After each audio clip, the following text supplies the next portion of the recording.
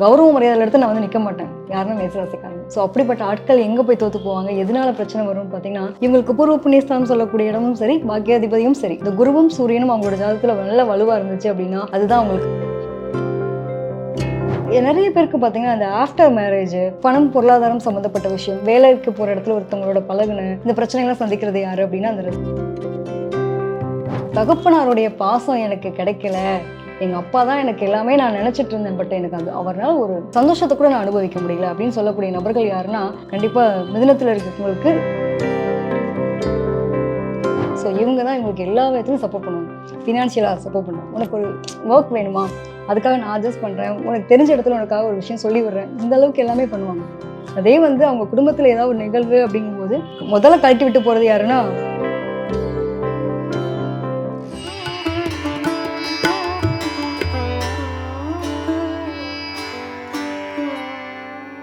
பிரணவ மந்திரம் நேர்களுக்கு அன்பு வணக்கம். 12 ராசிக்காரங்கள்ல நம்ம தினம் தினம் சந்திக்கக்கூடிய நபர்கள்ல நமக்கு சாதகமா யார் இருக்க போறாங்க, பாதகம் யார் செய்ய போறாங்க, யார் நமக்கு அதிர்ஷ்டமா இருப்பாங்க அப்படிங்கிறது தெரியாம இருக்கும்.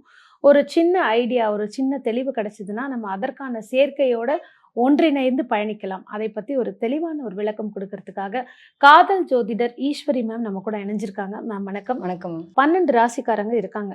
27 நட்சத்திரக்காரர்கள் அதுக்குள்ளே தான். ஆனா நமக்கு யார் சாதகமானவங்க, அதாவது நமக்கு யார் எதிரியா இருக்கிறவங்க, யார் வந்து நமக்கு துரோகம் செய்றவங்க, யாருனால நமக்கு அதிர்ஷ்டம் ஏற்படும் அப்படின்னு நமக்கு தெரியாது. பயணிக்கும் பொழுதுதான் அனுபவம்ன்ற ஒரு பாடம் படிக்கும்போது தெரியும். ஆனா நீங்க வந்து எப்படின்னா, ஆரம்பத்திலேயே ஒரு அவேர்னஸ் மாதிரி, இந்த ராசிக்காரர்கள் கிட்ட பழகுறீங்களா? ஜாக்கிரதையா இருங்க. இவங்க உங்களுக்கு துரோகம் செய்ய வாய்ப்பு இருக்கு அப்படின்னு சொல்லி நெறைய விஷயம் சொல்றீங்க. ஒரு தொகுப்பா நேயர்களுக்கு மேஷம் முதல் மீனம் வரை நிச்சயம். எதிரி யாரு? துரோகி யாரு? சாதகமா இருக்கக்கூடிய ராசிகள் யாரு? அப்படிங்கிறத பத்தி சொல்லலாம். மேஷத்திலேருந்து துவங்கிடலாம். நிச்சயமா. அது காலபுருஷ தத்துவம் 1ஆம் இடம் சொல்லக்கூடியதான் மேசராசி. ஸோ செவ்வாய் தான் இங்க ஆட்சி அதிபதியா இருக்காரு. சூரியன் அப்படின்ற கிரகம் வந்து உச்சமடையுது.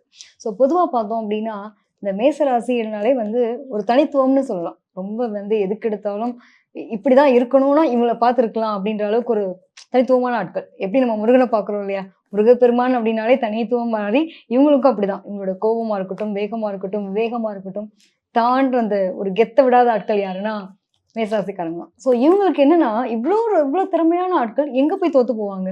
யார்கிட்ட ஏமாந்து போவாங்க? யார்கிட்ட போய் துரோகத்த சந்திப்பாங்க? எப்பயுமே வந்து பார்த்தீங்கன்னா, அடிப்பட தான் ஒரு சிற்பமா எப்படி ஒரு சிலை வந்து அழகா வடிவமைக்க முடியுதோ, அது மாரி தான் வச்சுக்கோங்களேன். இவங்க எல்லாருக்குமே வந்துட்டு முன்னுதாரணமா இருப்பாங்க. ஆனா சில இடங்கள்ல தோத்து போவாங்க. காரணம் என்ன அப்டின்னா, அவங்களுடைய ராசியிலருந்து பார்க்கும்போது பார்த்தீங்கன்னா, பொதுவா எல்லாருக்குமே யார் சாதகமோ அவங்க தான் பாதகம். இப்ப நம்ம வீட்ல நம்ம குழந்தை இருக்காங்க. அந்த குழந்தை நம்ம சொல்ற ராசியா இருந்தா என்ன பண்ண முடியும்? அந்த குழந்தைகிட்ட வெறுப்ப காட்ட முடியாது. நம்ம அப்பாவா இருந்தாலோ, அல்லது நம்மளுடைய உறவுகளா இருந்தோ வெறுப்ப காட்ட முடியாது. ஆனா இதுதான் இயல்பு. இத வந்து மாத்த முடியாது. ஸோ அத தெரிஞ்சுக்கிட்டா நம்ம என்ன பண்ணலாம் அப்டின்னா, ஒரு அவேர்னஸ் அவ்வளவுதான். வேற எதுவுமே கிடையாது. ஏன்னா இங்க வந்து சூரியன் உச்சம் அடைறதுனால என்ன ஆகும் அப்டின்னா, மோஸ்ட் ஆஃப் தகப்பனார் கூட தான் அந்த மெயின் எங்க அப்பா மாரி இருக்க முடியாது. எங்க அப்பா தான் என்னோட வாழ்க்கையில எல்லாமே அப்டின்னு சொல்றதுக்கு தான். அதாவது பூர்வ புண்ணியஸ்தானம் சொல்லக்கூடியது 5ஆம் இடம். 9ஆம் இடம்ன்றது பாக்கியஸ்தானம். ஸோ இது 2 தான் என்னுடைய மெயின் விஷயமாவே இருக்கும். நீங்க என்னதான் சுட்டு போட்டாலும் கடைசியில வந்து நிற்கக்கூடிய நிலை என்னன்னா, என்னுடைய தகப்பனார், என்னுடைய பூர்வீகம், நாங்க இப்படிலாம் இருந்திருக்கோம். என்னோட குழந்தை பத்தின சிந்தனை, இப்படிதான் இதுக்குள்ளேயே தான் அவங்களுடைய வாழ்க்கை போகும். தன்னுடைய கௌரவம் ரொம்ப முக்கியங்க. யார் என்ன வேணா பண்ணிட்டு போங்க. கௌரவ மரியாதையில எடுத்து நான் வந்து நிக்க மாட்டேன். யாருன்னா மேசராசிக்காரங்க. ஸோ அப்படிப்பட்ட ஆட்கள் எங்க போய் தோத்து போவாங்க? எதனால பிரச்சனை வரும்னு பார்த்தீங்கன்னா, இவங்களுக்கு பூர்வ புண்ணியஸ்தானம் சொல்லக்கூடிய இடமும் சரி, பாக்கியாதிபதியும் சரி. இந்த குருவும், சூரியனும் அவங்களோட ஜாதகத்துல நல்ல வலுவா இருந்துச்சு அப்படின்னா, அதுதான் அவங்களுக்கு மிகப்பெரிய சாதகம். சப்போஸ் அதுல எங்கேயாவது டேமேஜா இருந்தது அப்படின்னா, அதுதான் அவங்களுக்கு பாதகம். இதெல்லாம் தாண்டி பொதுவா காலபுருஷனுக்கு 6, 8, 12ன்னு சொல்லுவோம். ஆமா. இப்ப எந்த லக்னம் இப்ப சப்போஸ் நம்ம வந்து மேஷ லக்னமாவே இருக்கட்டும். மேஷ லக்னத்துக்காரங்களுக்கு 6, 8, 12 அப்படிங்கும்போது கன்னி, விருட்சிகம் அதே மாரி மீனம். இந்த 3 ராசிக்காரங்கள்கிட்டயுமே நெறைய அனுபவங்கள். அவங்களுக்கு தான் ரொம்ப உதவிகளாவும் இருப்பாங்க. அவங்க தான் உத்தரம் செய்யக்கூடியவங்களாவும் இருப்பாங்க. ஸோ இந்த 3 ராசிக்காரங்ககிட்ட பழகும்போதும், ஓகே. துரோகத்தை சந்திப்பாங்க ஆமா. அப்படின்னு வச்சுக்கலாம். இவங்க வந்து இவங்க தான் நண்பன். ம். கன்னி ராசிக்காரன் தான் நண்பர். அதே மாரி தான் விருச்சிக ராசிக்காரங்க நண்பர். அதே மாரி பார்த்தீங்கன்னா, மீன ராசிக்காரங்க தான் மிகப்பெரிய என்னோட உடன் பிறந்த சகோதரர். என்ன பண்ண முடியும்? ஒண்ணும் பண்ண முடியாது. ஒண்ணுமே பண்ண முடியாது. ஸோ அப்ப என்ன பண்றது அப்டின்னா, இவங்க கிட்ட இவங்க துரோகத்த சந்திக்க போறாங்கன்றத தெரிஞ்சுக்கிட்டாங்க அப்டின்னா, நல்ல விதமாவே செஞ்சா கூட ஒரு பண உதவி குடுக்குறாங்களா? ஏன்னா சுக்கிரன் நீச்சம் அடையக்கூடிய 6ஆம் இடம். ஆமா. மேஷ லக்னத்துக்கு. ஆமா. கண்டிப்பா ஏதாவது ப்ராப்ளம் வரும். பெண் ரீதியா, பண ரீதியா. ஸோ கேர்ஃபுல்லா இருங்க. குடுக்கறதுக்கு முன்னாடி 1000 வாட்டி யோசிங்க. குடுத்துட்டீங்கன்னா, அத பத்தி மறந்துரணும். திருப்பி வரும்னு நினைக்க எதிர்பார்க்க கூடாது, அவ்வளவுதான். ஸோ உதவி கரம் நீட்டுறது தவறு கிடையாது. ஆனா அது வந்து பிரச்சனைக்குரியதா இருக்கு அப்படின்றப்போ இவங்க ரொம்ப தெளிவா இருக்கணும். முன்னாடி எச்சரிக்கையா இவங்களை தெரிஞ்சுக்கிட்டாங்கன்னா அவங்களோட லிமிட் என்னன்னு தெரிஞ்சு அதுக்கு இந்த மாதிரி பண்ணலாம். கண்டிப்பா. உதவி ஒரு எதிர்பார்ப்போட செஞ்சாங்கன்னா மாட்டிப்பாங்க. ஓகே. ஸோ இந்த பணம் திரும்பி வந்துடும். என் ஃப்ரெண்டுக்கு நான் ஒரு மிகப்பெரிய சப்போர்ட் பண்ணியிருக்கேன், அவனுக்காக நான் இவ்வளோ செஞ்சிருக்கேன், ஆனா எனக்கு என்ன இப்படி மறந்துட்டு போயிட்டான்ற புலம்ப வேண்டிய அவசியம் இருக்காது. ஸோ இத்தனை நிலைகளும் எதுக்கு யாருக்கு கிடைக்க போறது அப்படின்னா மேசராசிக்காரங்க. ஸோ இவங்க தான் மிகப்பெரிய ஒரு ரோல் மாடல் அவங்களோட லைஃப்ல. உண்மையே சொல்லணும்னா இவங்களுக்கு கஷ்டப்படுற நாள்ல வந்து அந்த கன்னிராசிக்காரங்க தான் வந்து உதவி பண்ணியிருப்பாங்க. அவங்களுக்கு ஒரு உதவி செய்யும் போது அவங்க திருப்பி கொடுக்க முடியாட்டி அவங்க தான் எதிரியா மாறுவாங்க. இவங்களோட வாழ்க்கையில மிகப்பெரிய ரோல் மாடலா இருக்கு ப்ளே பண்றது எல்லாமே நம்ம சொன்ன இந்த 3, 6, 8, 12 தான். ஓகே. ஸோ இவங்களுக்கு எதிரியும் இவங்க தான், துரோகியும் இவங்க தான், நல்லது நடக்கிறதுக்கு காரணமும் அவங்க தான். நீங்க வேணா எடுத்துக்காட்டு கூட கேட்டு பாருங்க. மேசராசியோ மேச லக்னத்துக்காரங்களுக்கு அவங்க குடும்பத்துல நம்ம சொன்ன இந்த ராசிக்காரங்க இல்லாம அவரோட லைஃப் கிடையாது. சுவாரஸ்யம். ஆமா, கன்னி ராசி, விருச்சிக ராசி, மீன ராசி உங்க குடும்பத்துல யாராவது ஒருத்தவங்க இருப்பாங்க. அல்லது ராசி லக்னமா கூட இருக்கலாம். பூர்வ புண்ணியஸ்தானம், பாக்கியஸ்தானம் எடுத்துட்டாலும் சிம்ம ராசியாவோ அல்லது தனுசு ராசியாவோ தனுசு லக்னமாவோ இருக்கிறதுக்கு வாய்ப்புகள் உண்டு. கண்டிப்பா. ஸோ இவங்க கிட்ட எப்படி அவங்க கேர்ஃபுல்லா இருக்கணும்? ஸோ இவங்களை பொறுத்த வரைக்கும் என்னன்னா விழிப்புணர்வு. அதுதான் முன்னாடியே முன்னெச்சரிக்கையா வந்துட்டு இப்ப நம்ம சொன்னோம் இல்லைங்களா, பணம் கொடுத்தா திருப்பி எதிர்பார்க்க கூடாது. சரி, நீங்க அடுத்தவங்கள சொல்றீங்க, சொந்தக்காரங்களை சொல்றீங்க, ஃப்ரெண்ட்ஸை சொல்றீங்க, ஓகே என் ஒய்ஃபா இருக்காங்க, நான் என்னங்க பண்ண என் ஹஸ்பண்டா இருக்காங்க, என் ஒய்ஃபா இருக்காங்க, கண்டிப்பா குழந்தையா இருக்காங்க, இது ஒன்றும் பண்ண முடியாதுல்ல. இது வந்து இணக்கமான ஒரு பிணைப்பு. இதுதான் நம்மளுடைய கர்ம வினை பயன். ஸோ நம்மளுடைய கர்மாவை பொறுத்தும் இந்த மாதிரியான நபர்கள் அமைவாங்க. இதுதான் விதி, இதை மாற்ற முடியாது. அதை என்ன பண்ணலாம் அப்படின்னா அதை வந்து நம்ம அனுபவிச்சுதான் கடக்கணுங்கிறப்போ ஒரு பாசிட்டிவா கொண்டு போகணும். அதிர்ஷ்டமா இருக்கும்போது ஏத்துக்கிறோம், அதே மாதிரி அடுத்த நிலைகளுக்கு வரும்போதும் அதை இன்னும் நெகட்டிவா போகாம அந்த சூழ்நிலைக்கு ஏத்தாப்பெல்லாம் நம்ம கொண்டு போய். கண்டிப்பா. அடுத்ததாக ரிஷப ராசி. இப்போ ரிஷப ராசி எடுத்துட்டோம் அப்படின்னா காலபுருஷரின் 2ஆம் இடம். 2ஆம் இடம் அப்படிங்கும் போதே பாத்தீங்கன்னா இங்க வந்து சுக்கிரன் தான் ஆட்சி அதிபதியா இருக்காரு. சந்திரன் உச்சமடையக்கூடிய இடம். கன்னி ராசி, மகர ராசி இது ரெண்டுமே வந்துட்டு பூர்வ புண்ணியம் பிளஸ் பாக்கியாதிபதி, இது ரெண்டுத்தையும் குறிக்கக்கூடிய கிரகம். ஸோ இவங்க வந்து எதுல வந்து ரொம்ப விழிப்புணர்வா இருக்கணும், என்ன விஷயத்துல யார் வந்து இவங்களுக்கு பிரச்சனையா இருப்பாங்க அப்படின்னா நிறைய பேருக்கு பாத்தீங்கன்னா அந்த ஆஃப்டர் மேரேஜ் பணம் பொருளாதாரம் சம்மந்தப்பட்ட விஷயம், வேலைக்கு போற இடத்துல ஒருத்தவங்களோட பழகுன இந்த பிரச்சனைகளை சந்திக்கிறது யாரு அப்படின்னா அந்த ரிஷப ராசிக்காரங்களுக்கு. ஒரு டீனேஜை கிராஸ் பண்றாங்கன்னா ரொம்ப கேர்ஃபுல்லா இருக்கணும்.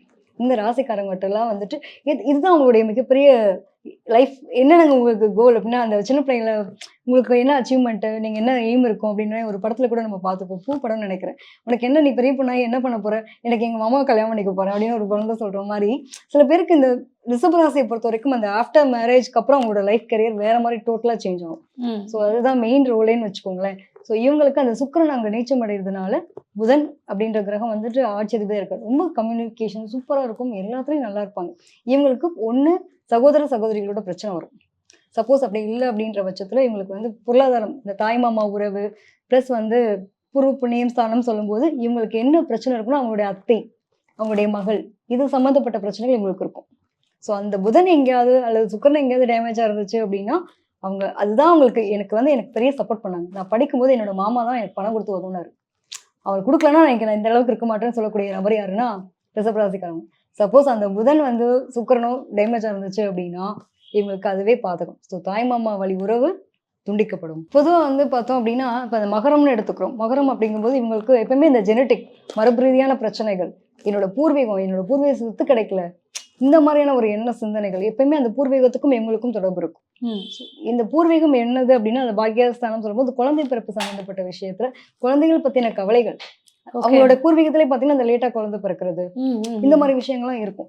ட்ரீட்மெண்ட்ல குழந்தை பிறத்துக்கு இந்த மாதிரியான ஒரு நிலைகள் இருக்கிறப்ப இவங்களுக்கு அது இஷ்யூவாகவும் இருக்கு. ரிஷபராசிக்கு 6, 8, 12 அப்படிங்கும்போது துலாம், தனுசு, மேஷம் இந்த 3 ராசியுமே வந்து பாத்தீங்க அப்படின்னா இவங்க தான் மிகப்பெரிய உதவி செய்யக்கூடிய நபர்கள்.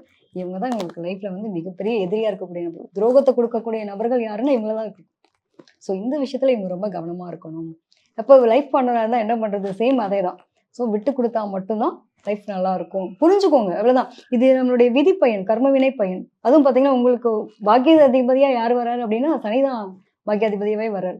ஸோ இப்போ உங்களுக்கும் அந்த பூர்வீகத்துக்கும் கர்ம வினை பயன் நம்ம சுமந்துட்டு வந்திருக்கோம். ஸோ அதை கழிக்காம ஒன்றும் பண்ண முடியாது. ரொம்ப கவனமா இருக்கணும். அருமை. மிதுன ராசிக்காரர். இப்போ மிதுன ராசி எடுத்துட்டோம் அப்படின்னா காலபுருஷனின் 3ஆம் இடம். ஸோ 3ஆம் இடம் அப்படின்னாலே வந்துட்டு ரொம்ப அறிவாளி, அதிபுத்திசாலி, இவங்களெல்லாம் சொல்லி சமாளிக்கவே வேண்டான்ற அளவுக்கு ரொம்ப அறிவாளிகளா இருப்பாங்க. யார் பேச்சையும் கேட்க மாட்டேன். நான் பிடிச்ச முயலுக்கு 3 கால்னு இருக்கவங்க யாருன்னா, ஏன்னா அதிபுத்திசாலிகள் எப்பயுமே எங்க தோத்து போவாங்கன்னா, எனக்கு எல்லாமே தெரியும் அப்படின்னு நினைக்கும் போது தான் தோத்து போவாங்க. ஸோ இவங்க என்னன்னா அந்த புத்திசாலித்தனத்தினால நான் எல்லாத்தையும் வென்றுவேன்னு நினைப்பாங்க. இவங்க தான் லாக் ஆக போறாங்க அப்படிங்கிறது தெரியாமயே லாக் ஆயிட்டு இருப்பாங்க. ஸோ இவங்களுக்கு பாக்கியாதிபதி யாரு? உங்களுக்கு வந்துட்டு பூர்வ புண்ணியாதிபதி யாரு அப்படின்னு பார்க்கும்போது பார்த்தீங்கன்னா, துலா ராசியும் கும்பராசியும் வர்றது. ஸோ இவங்கெல்லாம் வந்துட்டு எப்படி இருப்பாங்கன்னா, எந்த விஷயத்துல இவங்க ரொம்ப கேர்ஃபுல்லா இருக்கணும். எப்பயுமே வந்து பார்த்தீங்கன்னா, இந்த மிதுனத்துக்கு இதெல்லாம் தொடர்புடையதுன்னு சொன்னேன் பார்த்தீங்களா? இவங்களுக்கு அந்த குழந்தைகள் பத்தின சிந்தனைகள். ஏன்னா சூரியன் இங்க நீச்சமடையுது. தன்னுடைய தகப்பனார், தன்னுடைய மூதாதையர்கள் இவங்களுடைய நிலைகளை வந்து ரொம்ப திங்க் பண்ணுவாங்க. அதுக்கான விஷயங்கள் இவங்களுக்கு வந்து ஒரு மிகப்பெரிய ஒரு நல்ல நிலையை கொடுக்கறதா இருக்கும். சப்போஸ் அந்த சுக்கிரன் தான் அங்க ஆட்சி அதிபதியா இருக்காரு. ஸோ இந்த சுக்கிரன் அங்க இருக்கும்போது இவங்களுக்கு என்ன ஆகும் அப்படின்னா, அந்த திருமண வாழ்க்கை, ஏன்னா 7ஆம் இடம்னாலே நம்ம கல்புரஸ்தானம். ஆமா. ஸோ இவங்களுடைய அதாவது மிதுன ராசிக்கு 5ஆம் இடமா பூர்வ புண்ணியமா வர்றதுனால திருமண வாழ்க்கை மட்டும் நல்லா அமைஞ்சிச்சுன்னா இவங்களோட லைஃப் ரொம்ப சூப்பர். இல்லைன்னா கண்டிப்பா மாட்டிப்பாங்க. அதே மாதிரி வந்து நிறைய பேர் வந்து வேலைக்கெல்லாம் பணம் கொடுத்து ஏமாந்து போவாங்க. ஆமா. இந்த மாதிரி சூழ்நிலையில மாற்றவங்க யாருன்னா இந்த மிதுன மிதுனத்துக்கான ராசிக்காரங்க. விஷயங்கள் வரும். ஓகே. சப்போஸ் இந்த சுக்கிரன் எங்கேயாவது டேமேஜா இருந்து, சப்போஸ் அவங்களோட ஜாதகத்திலே வந்து சூரியன் ரொம்ப வீக்கா இருந்துச்சு அப்படின்னா, இந்த பொருளாதாரத்துல போய் எங்கேயாவது சூரியன்ல கவர்மெண்ட் வேலைக்கு கொடுக்குறேன், பணம் கொடுத்து ஏமாந்து போறேன் செய்யறதுலாம் அனுபவிக்கிறதா இருப்பாங்கன்னா இவங்களா தான் இருக்கும்.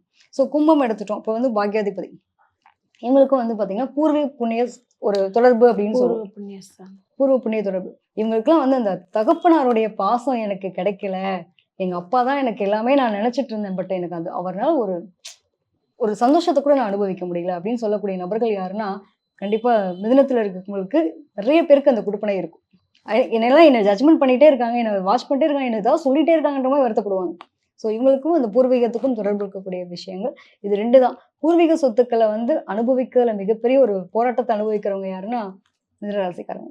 அவங்களுக்கு அவ்வளவு சீக்கிரம் அது கிடைக்காது. அவங்களா பார்த்து கொடுத்தாதான் அதை அனுபவிக்கிறது இவங்களுக்கு மிகப்பெரிய பிரச்சனையா இருக்கும். 6, 8, 12ன்னு சொல்லக்கூடியது பார்த்தீங்கன்னா விருச்சிகம், மகரம், ரிஷபம். இந்த ராசிக்காரவங்க தான் இவங்களோட லைஃப்ல மிக முக்கிய ரோல் ப்ளே பண்ணுவாங்க. அவங்களுடைய குழந்தையா இருக்கலாம், அவங்களுடைய தாய் தகப்பனாரோ அல்லது உறவுகளாவோ இருக்கலாம். ஸோ இவங்க தான் இவங்களுக்கு எல்லா விதத்துலையும் சப்போர்ட் பண்ணுவாங்க. ஃபினான்ஷியலாக சப்போர்ட் பண்ணுறேன், உனக்கு ஒரு ஒர்க் வேணுமா, அதுக்காக நான் அட்ஜஸ்ட் பண்ணுறேன், உனக்கு தெரிஞ்ச இடத்துல உனக்காக ஒரு விஷயம் சொல்லி விடுறேன், இந்த அளவுக்கு எல்லாமே பண்ணுவாங்க. அதே வந்து அவங்க குடும்பத்தில் ஏதாவது ஒரு நிகழ்வு அப்படிங்கும்போது முதல்ல கழட்டி விட்டு போகிறது யாருன்னா பிரச்சனை கொடுக்கக்கூடியதும் அவங்க தான். மிதுன ராசியை பொறுத்த வரைக்கும் எப்படின்னாங்க, ரொம்ப எவ்வளோ சீக்கிரம் முடியுமோ ராசியோ லக்னமோ எவ்வளோ சீக்கிரம் முடியுமோ அவ்வளோ சீக்கிரம் ஈர்ப்பு நிலையில் இருப்பாங்க. பழகக்கூடிய வேகமும் அதிகமாக இருக்கும், விலகக்கூடிய வேகமும் அதிகமாக இருக்கும். இதுதான் அவங்களுடைய மிகப்பெரிய பிரச்சனையே. ஸோ அதுக்கு தகுந்த மாதிரி இந்த ராசிக்காரங்கலாம் இருந்தாங்க அப்படிங்கப்போ 6, 8, 12 கொஞ்சம் விழிப்புணர்வாக இருங்க. ஆனால் அவங்க தான் உங்களுடைய மிக முக்கியமான ஒரு விஷயத்துல அவங்க தான் பங்கெடுப்பாங்க. உங்களுக்கு ஒரு கஷ்டம் வந்து நிற்கிறது முதல் ஆள் யாருன்னா அவங்களா தான் இருப்பாங்க. ஸோ அந்த ராசிக்காரங்ககிட்ட கொஞ்சம் விழிப்புணர்வாக இருங்க. எதையுமே எதிர்பார்த்து உதவிகள் செய்யாதீங்க. எதிர்பார்த்து உதவிகள் செஞ்சீங்கன்னா தோத்து போவீங்க. ரொம்ப வந்து இறக்க குணம் வாய்ந்தவங்க யாரு அப்படின்னா இந்த கடகராசிக்காரங்க. எல்லாரையும் நம்பி ஏமாந்தங்க சொல்லக்கூடிய நபர்கள் நிறைய பார்க்குறோம். அந்த அளவுக்கு ஒரு மனதில் வந்து ஒரு அன்பு நிலைக்காகவே தன்னோட அர்ப்பணிச்சவங்க யாருன்னா கடகராசிக்காரங்க. ஸோ இந்த கடகராசிக்காரங்களுக்கு யார் வந்து துரோகத்தை கொடுக்க போறாங்க, யார் வந்து அன்பு கொடுக்க போறாங்க, யார் அதிர்ஷ்டத்தை கொடுக்க போறாங்க அப்படின்னு பார்த்தா